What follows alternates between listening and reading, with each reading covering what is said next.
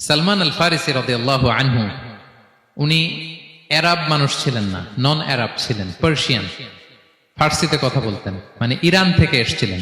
উনি প্রথমে অগ্নি উপাসক ছিলেন। কি ছিলেন?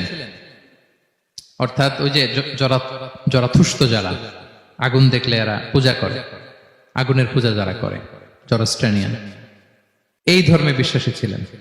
আগুনের পূজা করতেন ইরানে। তিনিও আগুনের পূজা করে, তার বাবাও আগুনের পূজা করে।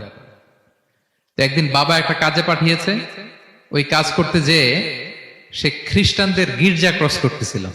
ছোট মানুষ গির্জা ক্রস করতে যেয়ে দেখে খ্রিস্টানরা কেমন যেন আলাদা ইবাদত করে, নামাজ পড়ে। এটা দেখে খুব ভাল লাগছে, তার খুব ভাল লাগছে। বাড়িতে এসে বাবারে বলে, বাবা আমি দেখলাম যে খ্রিস্টানরা তাদের চার্চে গির্জায় নামাজ পড়ে, এটা তো অনেক সুন্দর, আমরা যে আগুনের সামনে যা করি এটার চেয়ে ওইটা সুন্দর। বাবা বলে, খাইছে।